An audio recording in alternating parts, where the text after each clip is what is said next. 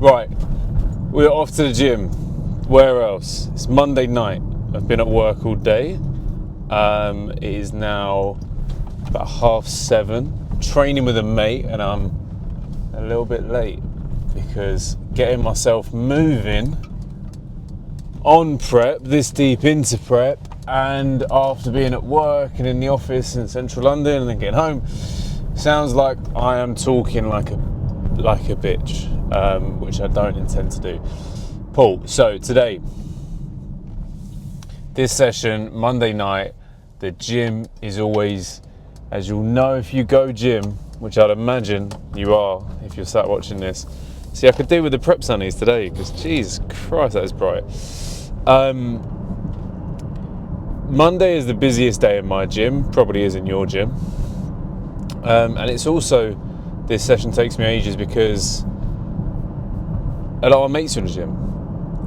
They all train on Monday, they all come to this gym on Monday nights. So we just spend hours gossiping and talking nonsense. So, best case scenario is we start with a pull down. Start with a prime pull down, and then we move into a row. So we got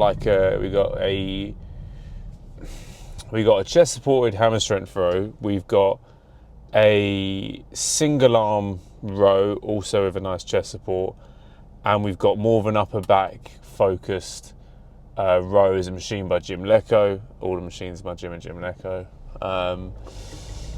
But this one is, they're all quite nice. We've got low to low cable rows, so the proper optimal get a bench, brace against the bench row from high to low. Advice on training pull, okay? One of my biggest tips of advice training pull is that one thing I'm always really considering is what my elbows are doing. That is one of the most important things when it comes to training pull. Every movement really that I've just listed, outside of the bicep ones, I'm not talking about them, I'm thinking about driving my elbows. Really, again, it's not a hard and fast rule, it's not for absolutely everything, but really it's towards my hip line. For some movements that's a little bit different, but I'm thinking the whole time about what my elbows are doing.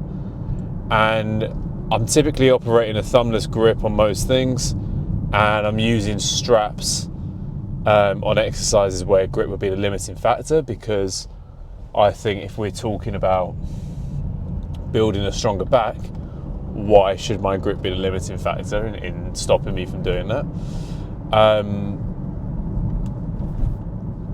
Those are the main things I'm thinking. And also, as I briefly touched on in a video earlier this week, I had to back away a bit from some of the weight when training pull, because I found you notice yourself doing some things to compensate, to make it easier.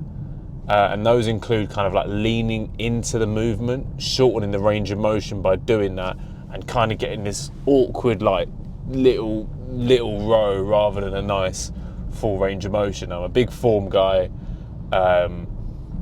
Multiple studies saying, it might not matter if you have a slight change of form, but I believe in the gym you got to hold yourself to high standards because no one else is going to. And when I noticed my form was getting a bit sloppier than I would like, I backed off the weight, and hopefully you'll see that today. Then we've got some preacher curls. There's a nice preacher curl machine in the gym. I like that exercise. And then some cable behind the body D-handle curls, which, God, that sounds like an absolute mouthful. It's basically just cable curls, but sat down.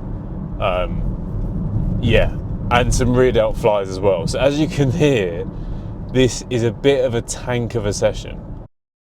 It's done. I'm going to keep this short because that was it's a brilliant session, but wow, it was long. It is now 10:14 p.m. That is 3 hours since I was recording this. Christ. Like I say, Monday's a big social, training with a mate. We're chatting for a long time thereafter. I might still have to do fucking steps, That is crazy. Anyway, session banged out, absolutely unreal.